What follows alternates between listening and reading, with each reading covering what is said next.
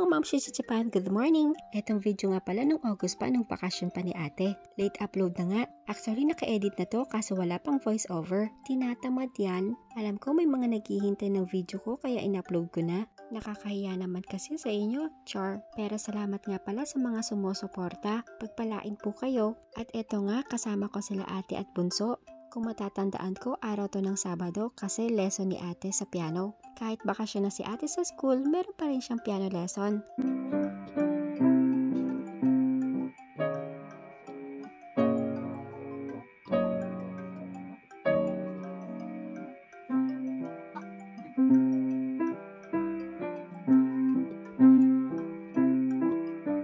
Ang tiyaga nga magturo ng sensei ni ate. Parang minsan kasi, parang hindi nakikinig si ate at minsan din kasi lumalabas yung kakulitan niya. At eto nga si Bunso kasama rin namin. Meron din siyang ginagawa. Lahat nang makita niyang stop toys dito sa gilid namin, pinakialaman niya. Hinahag, kinikis, alam mo yon.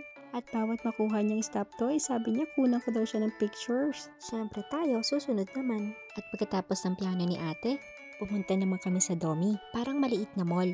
Nagutom daw sila at gusto daw nila ng ramen. Kaya naman dinala ko sila dito sa Sugiyaki sa taas ng Domi. Di bali, 2 kid set ang in-order ko. At eto nga, after nilang kumain, humiling naman sila mag-dessert daw sila. Basta sa pagkain magkasundo sila. O diba nagsubuan pa nga? Ganyan-ganyan lang yan pero nag-aaway din yan. Minsan nag-aasaran tapos yung isa mapipikon tapos iiyak. Hindi naman mawawala yun sa magkakapatid, diba? Ang ganda lang pagmasdan lalo na't pag magkasundo sila. Pagkatapos naman nila kumain, dinala ko naman sila dito sa Daiso. Sabi ko nga tingin-tingin lang. Kaso si ate parang merong nagugustuhan. Ikot nga sila ng ikot, may mga hinahanap sila na hindi ko alam. Nandito lang naman kami sa mga laruan. Sabi ko nga sa kanila, nahihilo na ako.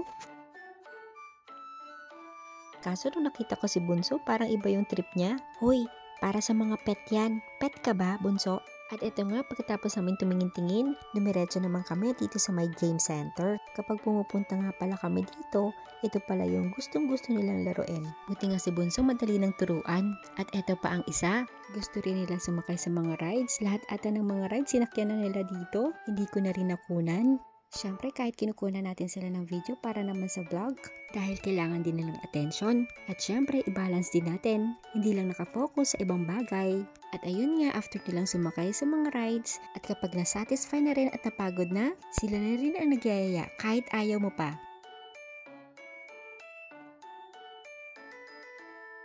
At ayun nga, masasabi kong ibang-iba na talaga ang mga millennials.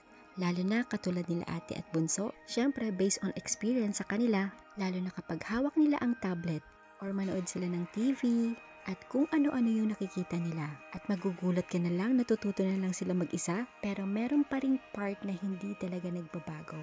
Yung makuha pa rin nila yung attention natin.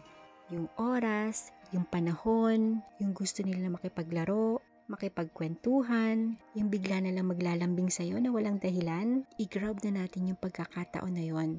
Dahil masasabi kong napakabilis talaga ng panahon. Pero alam ko walang perfect na magulang. Kahit kami ni Daddy. Pero ginagawa natin yung the best para sa kanila. Kaya naman ang pinagdadasal ko sa Lord na bigyan pa niya kami ng wisdom and knowledge kung paano namin palalakihin at mapapabuti si ate at bunso. At patuloy niyang bantayan at gabayan ang aming mga anghel. Ngayon at hanggang magkaisip sila.